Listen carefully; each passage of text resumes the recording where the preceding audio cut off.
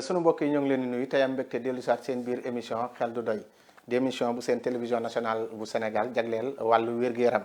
tey nag ñu am mbégte di ci dalal le professeur Daouda Ndiaye chef du service de parasitologie mycologie et de la faculté de médecine de pharmacie et d'odontologie de l'université Cheikh Anta Diop bu Dakar UCAD nekk it koo xamee ne du ko ñuy présenté ci àdduna bi ñu am mbégte nag tey ci nangul gi ñu nangul ñu fas yéene waxtaan ak moom ci loo xamee ne njëriñ lay doon ci askan wi rawatina suñuy mbokki téléspectateur professeur ñoo ngi lay nuyu. maa ngi lay nuyu Ismaïla di la sant di nuyu sama mbokk téléspectateur RTS yëpp ak ñëpp ñuy seetaan xel du doy également di remercier la RTS di remercier di féliciter le directeur Racine suñu mag vraiment di rafetlu sa émission bi di la féliciter également si sa taxawaay ci Sénégal par rapport ak lépp gis nañu bu baax mbas mi ni ñu ci taxawee donc ñu lay féliciter di féliciter daal ñëpp ñi nga xam ne ñu ngi jàpp ci émission yi à travers vous toute la presse sénégalaise. mais professeur ñuy dégg maanaam parasitologie mycologie lan mooy parasitologie lan mooy mycologie ak it luy taxawaayam maanaam mission ci wàllu wér-gu-yaram. jërëjëf Ismaïla loolu li nga xam ne dañ ciy liggéey mën naa ne depuis ñaar fukki at ñu ci liggéey en tant que universitaire bu ma naan li ciy liggéey mooy ñu ciy def recherche di ci def liggéey ci hôpital bi di également di ci jàngale ce qui fait que da ci am contentement bu baax parce que li ñuy jàngale université ñu war ko mën a waxtaane tey ak askan wi ñu amee ci beneen gis-gis parce que daf ci am solo lool bu ñu xamee yéen am lu ñu ko wutee parasitologie mooy lépp li nga xam ne jàngoro la boo xam ne ay parasites ñoo ko indi danaa ñëw ci lan mooy parasite mycologie mooy lépp lu nga xam ne ay champignon nag ñu mañ a moytu mooy comme yaakaar ne mooy champignon yi ñuy lekk yi noonu lañ leen tuddee noonu lañ appelle les champignons d'intérêt médical mooy ñu nga xam ne dañuy joxe feebar du bokkul ak yi nga xam ne moom la ñuy dégg dinañ ci ñëw léegi donc mooy daal lépp lu nga xam ne jàngoro la yoo xam ne loolu la ñuy indi donc pour suñu lu tax loolu nag dañoo gis ne Afrique jàngoro yi fi gën a bari ci àdduna waxuma Afrique ñi ci ñaari ci gën a bari ay parasites lañu mooy sibiru mooy paludisme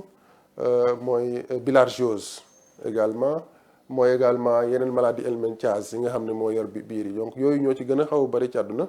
ay millions ni dañ koy am par année donc suñu rôle mooy au-delà bu ñu ko jàngal université pour wax leen nuñ lan mooy parasite lan lañ koy joxe lu koy joxe laa bëgg a wax nu muy dundee nan lay maanaam mandarga ku am parasitose nan lay feeñe sa yaram nan la ko boo nekkee nga jàkkaarloog malade bi ñu ne leen nii ku ñëw am symptôme bi ñu ne la dafa am parasite ñu ne la également nu ñu koy saytoo nu ñuy defee diagnostic bi ñun loolu mooy suñu rôle bu ñu weesoo ba ñu confirmer diagnostic bi ñu ne également nu ñu koy fajee ban médicament moo koy faj traitement bi bu loolu weesoo ñu ne leen lan la ñuy defee prévention bi au-delà de tout ça également loolu mooy aspect prise en charge ak lutte parce que lutte bu ñu fàtte que ne mën na nekk ci nit comme au niveau communautaire au niveau collectif également mais surtout également yan ndigal la ñuy jox àdduna suñu askan suñu réew suñu Afrique ak àdduna pour ñu mën a xeex yi yu mel ni loolu donc mooy loo xam ne daal parasite day dugg lépp loo xam ne doomu jàngoro la boo xam ne très souvent pour mu mën a dund il faut mu nekk ci luy dund day dund mais pour mu mën a gën a dund il faut mu bokk ci mu nekk ci li dund mën na dund également foo xam ne lu amul dund boo xoolee lu mel ni par exemple li ñëkk gën a xamaa ñaar yi gën a xam mooy sibiru loolu jàngoro la boo xam ne day indi ci yaram maintenant ñu xam ne ab loo xam ne parfois mënuñu ko gis yaa ce qu'on appelle les protozoaires mooy ay benn la ñu doon ay yenn saa yi microscope moo koy gis lu mel ni sibiru microscope moo koy gis yu mel ni ay œuf comme bu fekkente ne da nga am ay teeñaa mën nga ko bañ a gis nii wala lu am wala ay saan wala ñu mel ni ay waga wala lu mel ni ay teeñ wala lu mel ni ay filariose yooyu duñ ko gis nii ci bët mais buñ ko xoolee ci microscope dañ koy gis parce que li fi muy dund moo garaaw ñenn ñi dañuy dund ci kaw der ce qu'on appelle les ectoparasites exemple bi may joxe mooy boo jëlee lu mel ni ay gall Sarcodes scabiei boo melee lu mel ni ay puce boo melee lu mel ni ay filaire doo ko gis mais ci suufu der bi parfois lay dund te bu ci dundee mën na dem ba lor doomu aadama bi mën na ci dund ni mu koy loree mooy day yàq ci kaw mais bu ñu ko seetaanee mun na dem ba lay yàq ci biir yaram bi mooy ectoparasite dañuy nekk ecto avant ñu dugg ci biir. am na ce qu'on appelle les endoparasites mooy dañuy dugg ci yaram sibiru ci la bokk ci deret lay dundee bu duggee ci deret ji moom pour mu mun a dund plasmodium bi day jël sa deret moom loolu luy defar sa deret loolu la soxla pour mën a dund moo tax bu duggee ci yaram ce qu'on appelle y a une compétition bu muy indi day xeex ak sa yaram li sa yaram soxla parce que ñun bu ñu bëggee nooyi ci oxygène la ñuy nooyee globules rouges yi ñoo koy yóbbu globule rouge bi hémoglobine da ci joué rôle parasite boobu lay jël donc da koy yàq loolu mooy endoparasites yi am na yoo xam ne également ci biir bi la comme ce qu'on appelle les ascaris ñi gën a moom la ñu gën a xam mooy saan yenn saa yi mu dinaa wax expliquer nu muy génne mooy yi nga xam ne dafa nekk ci biir toog fa def fa di màgg dafa def mën na dafa def ba fa def ba bul dina ñëw également nan lay indi apparaît ci yaram bi bu également ce qu'on appelle les téeñaa ñëpp xam nañ ko dégg nañ ko bokk mooy jaanu biir yu mag yi day dem ba ay 5 mètres ci biir bi 5 mètres te bu ñu nekkee àndo rek ñoom non seulement ñi ngi fixé wu comme exoparasite ci kaw yaram bi mën a yàq ak leneen ñoom bu ñu duggee ci biir yaram bi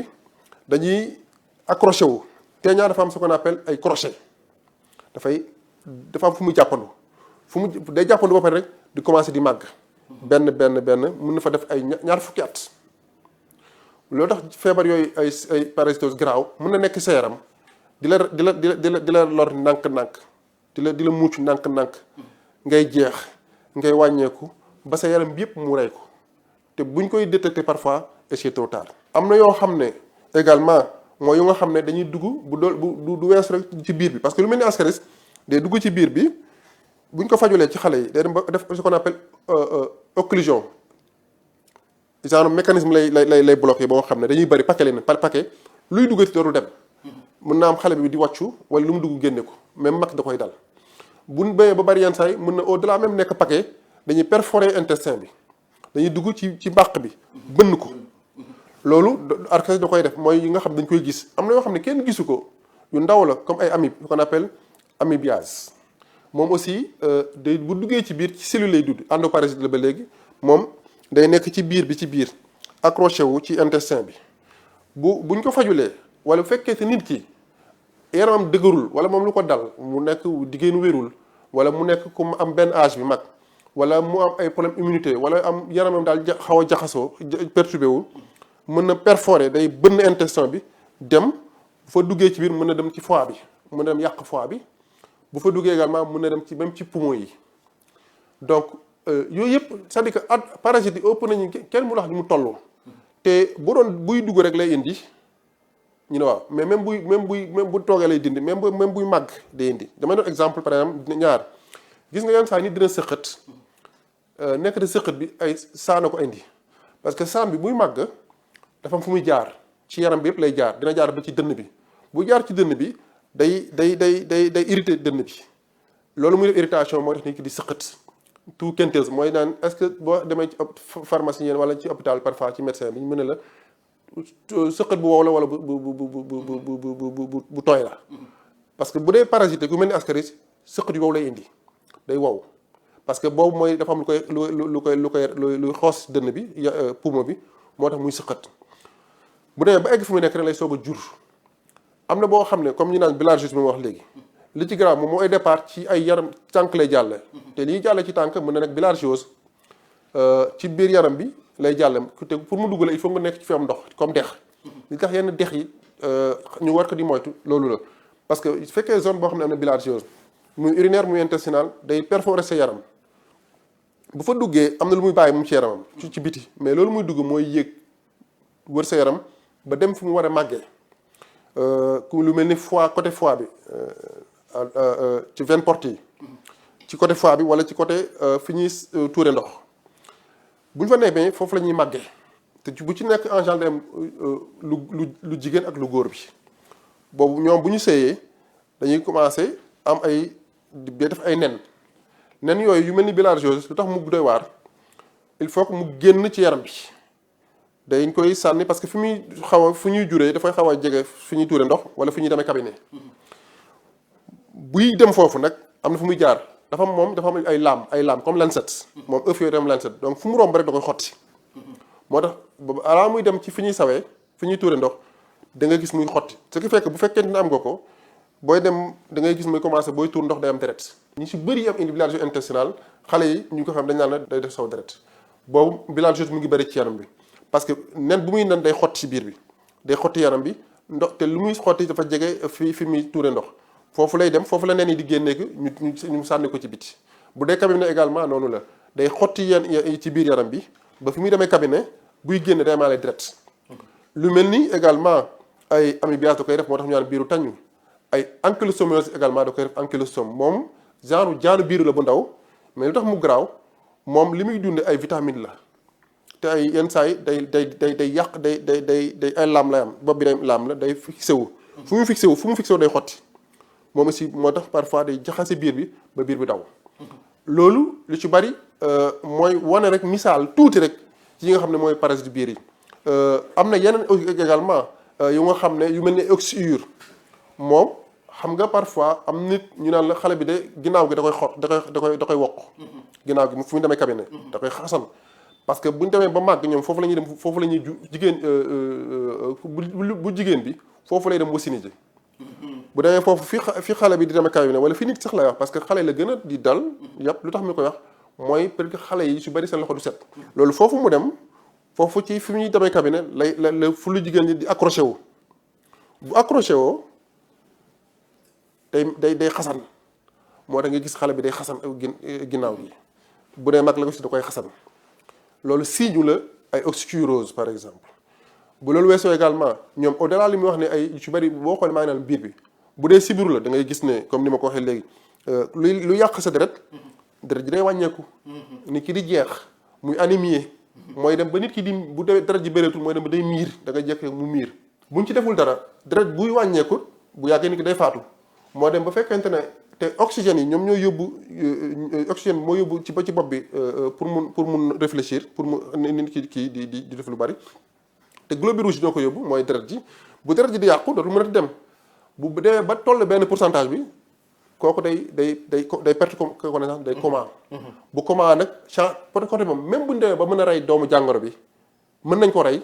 mais bu moytuwulee mën na bañ a yeewuwaat. parce que mën nga faj jàngoro ji mu dee. microbe bi parasite bi mais li mu yàq bari na ba nit ki amatul lu mu dundee. ñu ne commandé ci la jaar dem. dem na mooy en temps sax mën nañu rey parasite bi mais ci 3 jours mën nañ ko rey parce que maintenant muy ñëw c'est trop tard te li ma fi wax yu bëri mën nañ ko faj. du yoo xam ne mënuñu ko faj maintenant yenn yaay faj day compliqué lu mel ni bilharziose dama ci ñëwaat bu ñu au delà lu muy def xale bi di tuur deret muy indi biir yu metti deret ji di wàññeeku day dem ba day indi cancer. mooy ci côté fi muy tuure ndox day indi cancer vessie bi parce que nen yooyu du yëpp ay mën a jàll. dafay am ndax dafa am laam bi day moo tax mu crochet wu fenn day takk. bu takkee nag bu baree day jaxase lépp mu indi cancer et cetera te surtout moo tax lu mel ni même bilharziose ak moo tax mu doy waar. lu mel ni ascaris moom li mu wax mooy syndrome occlusif la au delà lu muy parce que parasites yooyu. comme ni waxee teeñaan li tax mu garaaw li nit ki di dundee lay lekk. li ma ne sibur bi deret ju nit ki lay lekk ji moom lay dundee. ay ascaris ak teeñaa yu ci bari ñooñu li doomu aadama di dundee loolu la ñuy dundee. et puis day xeex yow ci biir lu ñëw mu lekk ko wala mu jël ko bu sa yaram amul doole trop da koy jël.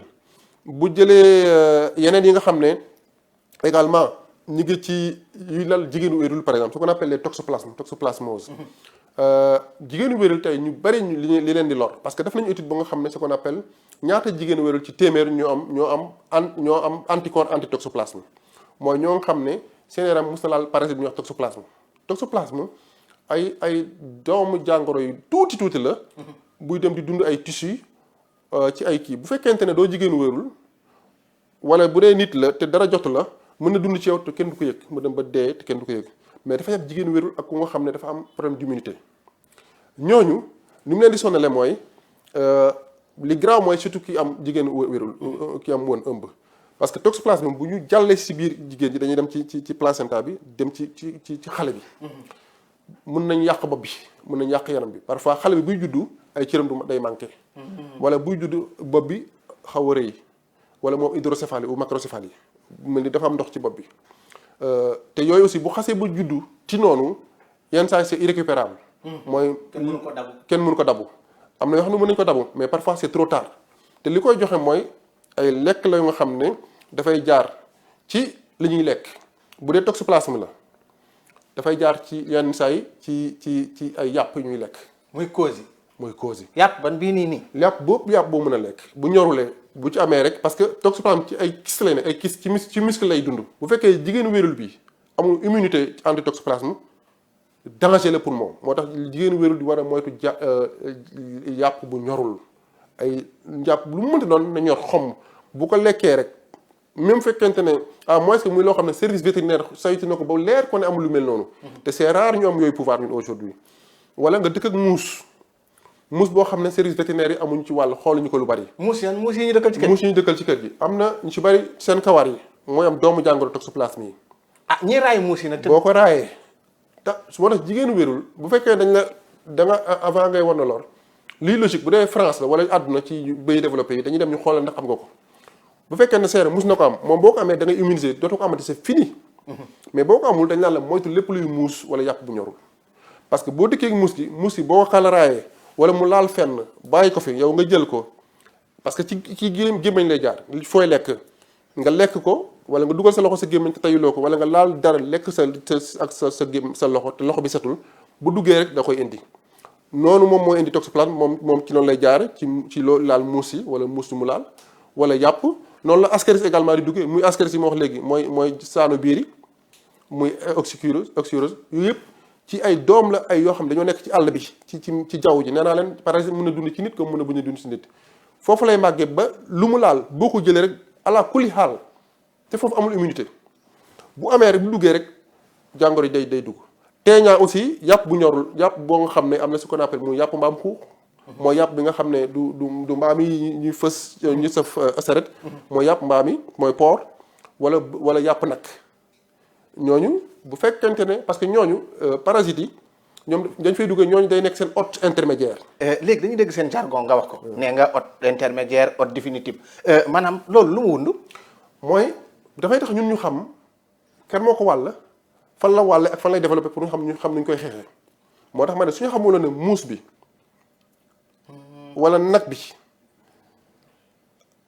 intermédiaire la lu ñuy xam foo koy mën a moytoo parce que hôte intermédiaire très souvent du lor hôte boobu.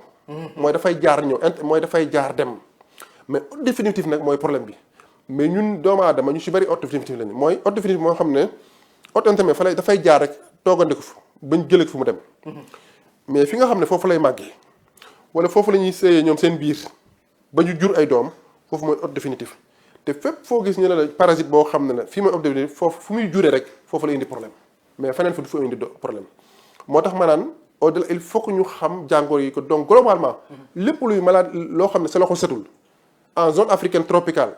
75% des maladies infectieuses yu bari parasites yoo koy indi te lu koy indi mooy ñu lekk lu setul parce que condition Afrique moo doy waar malheureusement mooy tàngaay bi ak humidité parasites yu bëri ci loolu la ñu màggee ci loolu lañu mooy condition yi leen màggal am na fépp nag ce sont des maladies cosmopolites mais environnement bi dafay joué hygiène bi set gi ak loolu yëpp da ciy joué ak également bu loolu weesoo am na yoo xam ne yu mel ni sibiru ay yoo koy indi du question c'est toujours l'environnement est toujours là parce que yow fu mu màggee mooy foo xam ne taataa ndox ak yooyu mais sibiru rek lañ ci xam lañ ci gis mais am na yeneen yoo xam ne ay yoo yu mel noonu ñoo koy joxe comme ce qu'on appelle ay yoo koy joxe d'une manière générale ay naaw ñooñu nekkuñu hôte intermédiaire nekkuñu obtenir ay vecteurs de la maladie lañu ñoom ñoo koy jëlee ji fu mu nekk bu dee ci nit la ñu jëlee ko ci yóbbu ko ci nit mais très souvent bu nekkee ci mala ñu jëlee ko ci mala indi ko ci nit wala et cetera ba ay boo lu mel ni ay li ne la ay maladie ay cécité des rivières onchocercose mooy ñi nga xam ne bu ñu ko amoon dañuy dem ba day nëbb seen bët bi day gumba waaw mooy onchocercose am na yoo nga xam ne yooyu aussi ay matt ay yoo moo la koy indil am na yu qu'on appelle les leishmanioses mooy ñi nga xam ne comme ni ascaris également waxuma ko sànq mais ay ascaris ay saan yu ci bëri parfois au delà lu muy feeñ ci biir di ko indi biiru daw wala loolu day indi sa xasan sa yaram wala ay tënëndël xaw ma nu ñu koy waxee wokkatu bu metti nga am ay bul yu jóg yooyu réaction allergique doomu aadama yi mooy tax yooyu di créé wu ba ñuy gis ne am na mu ngi wax defee ñu naan da nga am loo lekk loolu ci bëri ay saan la wala ay yeneen jàngoro la donc maa ngi doon wax ci yooyu donc onchocercose mi ngi fa. am na également leishmaniose mooy ay feebar la yoo nga xam ne moom ci kaw der bi lay indi moom day indi ay góom yoo xam ne kenn mënu ko faj la. waaw góom yoo xam ne mel ni ay góom yu robaale yooyu. waaw góom yoo xam ne mën na yàgg ci sa yaram ay weer ay at te kenn mënu kaa faj. am na également yoo xam ne du la ko duggee ay filaire ko indi filaire onchocercose ci ay filaire la mais ñoo xam ne dañuy dox sa yaram. yaani yoo la koy indil day dem ba ñu koy gis mu dox ci yaram bi ci bët bi da nga koy gis muy dox ci yaram bi ñëw ba ci bët bi. yenn ñi également ay arbis yu mel ni arbis dañu ko tuddee. ñooñu aussi ay larva migrans wala lu mel ni angululose ay ankylosome ci ay poto ndox. ñoom fa la ñuy nekk boo fa duggee boo solul daal la wala soluloo bot mu roof la bu la roofee day dem màgg ci sa yaram indil la problème te jàngoro bu ci nekk muy parasite tax ñu garaaw mën nañ ko faj ci bëri mais buñ ko yab-yabal rek mën na dem sax ba faat doomu aadama bi. mycose bi ñëwaguma fi woon mycose mooy ay champignon. te avant même mycose yi y a ce qu'on appelle les gales mooy waga am na par exemple mooy da ngay wokkatu. waaw ay sarcodes yi loo xam ne day dox ci suuf si lay nekk bu duggee sa yaram ci suuf der bi lay màggee. te yab xale yi lool. waaw xale képp ku seetlu du xale sax mais xale yi la gën a yab après dina ci oom yi lay nekk ci coon ci yaram fu ne ay ci diggante baaraam yi di màgg def ndox di sol mun na dem ba am indi surinfection am na même ay matt xam nañu matt day mucc sa deret am na ay teeñ ñi nga xam ne ay poux ci bopp bi lañuy kii te loolu tax ñu garaaw dañuy bu ñu ni ñuy accroché wu ci deru bopp bi. waaw kii ci kawar gi noonu la ñuy accroché wu ci deru bopp bi mooy les poux day dem ba indi ay góom ci bopp xale yi. ñu naan dafa teeñ. boo ko téyel day indi góom. wax kosa nag. mooy gaal bi mooy kosa. moom mooy gaal bi yooyu yëpp seen faj am na buñ ko teelee xam mën nañ ko faj mais buñ ko xaaree mën na yàgg ba indi lor ci doomu aadama bi donc moo jox ma ne ci mycose yi mooy champignon yi. mycose mooy feebar la boo xam ne champignon moo ko indi. champignon moom lu mu. champignon. bokkut ak bi ñuy lekk. déedéet mais lu dox la ci li màgg la ci mbedd bi ci jaww ji. amuñu garaaw biñ ci nit ñi gën a xam mooy pityriasis versicolor moo koy indi Malassezia furfur moo koy indi mooy xam. mooy ñi nga xam ne seen ay yaram day am ak xam. c'est très souvent c'est esthétique mooy day indi problème esthétique mooy. neexut a xool daal waaw te day xasan lu bari foo ko fekk parfois bu ñu ko fajulee day xasanu. wala lu mel ni ay teigne du cuir chevelu dermatophytose yi. mooy ñi nga xam ne seen kawar day damm seen bopp di am ay góom kawar gi di dagg bu dee jigéen la day damm bu dee xale yu ndaw yi nekk ci mbedd bi parfois buñ ko amee kawar gi day dagg ba am ay plaque. naan mbay wataan. bu dee mbay wataan boo xam ne benn bis la dañ nga xam ne loolu leneen la mais bu dee champignon yi la day jël temps mais da ngay gis ne xale yi seen bopp day weex am ay góom bu ñu ko teelul day feebar. wee yi dañ dem ba wee yi dooy laal wee yi nga si yenn saa ci wee yi di damm wala wee yu naan ni kii du ça veut pas dire nag lépp luy maladie der wala wee yeeg yëpp loolu la champignon déedéet. am na lu ko indi mais ñoom noonu la ñu manifesté woo. am na ce qu'on appelle également ay candidose mooy moom ci ay très souvent day nekk ci yaram mais mun na ci bañ a feeñ mais ñi mu gën a sonal mooy jigéenu wérul yi wala mag ñi borom prothèse dentaire yi. ñi nga xam ne dañoo am poosé yooyu daf leen di yàpp trop te mën na dugg ci biir indi ce qu'on appelle les candidoses invasives mooy dafay romb yaram bi dem dugg ci organes yi dugg ci viscères yi dugg ci deret ji ba mën a lor doomu aadama bi am na ci lu bari donc lu nga xam ne ñu dañ koy gis am na aspergillus moom parfois nag moom ngay gis booy dugalee lekk ci frigo bi toog fa tuuti loolu ngay gis loolu ay aspergillus lañ très souvent ay aspergillus doy waar lañu ak leneen moom da ngay jekk da nga gis mu verte kooku moom bu ko kenn laal. tey li ñuy tëjee mooy message bu professeur Daouda Ndiaye ci Covid bi rawatina deuxième vague. ñaan yàlla d'abord mu wàccaat mu jeex Sénégal jeex Afrique jeex àdduna di wax ne li xew Sénégal loo xam ne la li xew mooy xew àdduna rek qu'on parle de deuxième vague parce que bu ñu comparé ak Europe Amérique ak Chine ñu ngi dundaat loolu donc pour man ñu xam ne rek feebar la bu fi nekk la ñu jàpp ne du question on a un problème avec ñii ñoo doxalul kii doxalul lu yàlla andiwaat rek la dañ ko nangu beneen bi mooy ñun ni ñu xeexawoon première bi ba mu dem ñu xeexawaat ko ñu bokkaat ndey bokk bàyyi. benn intérêt fi nekk c'est l'intérêt du pays ku ci nekk am nga ci responsabilité parce qu'il y a d'abord une responsabilité individuelle et une responsabilité collective bala nga naan am ne fa te ñun amuñu furu Sénégal donc li may ñaan rek Sénégalais man commençant sama bopp mooy ku ci nekk jàpp ne nangul ne am nga que nga ne yow suba da nga fexe ba Covid bi arrêté mooy doxal li nga dox defal sa mesure barrière solo sa masque moo fi nekkagul roxas sa loxo respecter sa distance yi wàññi tànk yi ku am nga dimbali ko. ñi am parce que première vague bi gisoon nañu ne man sax ñi ñëwee ma dugal ci première vague pour man dama ne même feebar baa ngi fi daal man pour man vague ou pas c'est pas important feebar baa ngi fi. première situation bi gisoon nañ ñu bëri danañ jàppale ñi ngi jox masque yi nga jox gel yi bii néew nañu koy gis. dañ ko doon gis ci télé yi ci rajo yi bon peut-être nit ñi dañuy sonn ci xaalis bi amatuñu xaalis dëgg la mais ñi nga xam ne am nañ ko ba tey ngal la waaye nañu continuer jàppale ñi nga xam ne aussi mën nañu ci wax ci xam-xam ci presse ni ngeen koy defee ngeen continuer liggéey bi les leaders communautaires ñu leen di ñaan yàlla ñu continuer ni ñu ko jàppee woon ñu continuer ko ñi ngi yor mbooloo yi comme enseignants yi xale yi fu ñuy demee ñu continuer di leen sensibiliser te encore une fois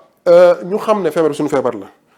ñun ñoo ko mën a xeex mu jeex. ñu koy gërëm bu baax tey ñu amoon mbégte doon dalal kii di professeur Daouda Ndiaye nekk koo xamee ne damay wax ne sagu àdduna la mais sagu aussi Afrique la mais sagu Sénégal gi nga xamee ne fi la fekk baax la tey mu nangaloon ñu waxtaan woo xamee ne dañ ko lal ci xam-xam bu wóor mooy li mu wax nanu jox ñi kàddu ñi war a wax loolu nag mooy mission télévision nationale bu Sénégal di ko gërëm bu baax di gërëm service bi di la wax ne professeur am nañu mbégte ci nangul gi nga ñu nanguloon lii di gërëm mbokk yi ñu àndaloon seen émission xel du doy jërë ngeen jëf ba beneen incha allah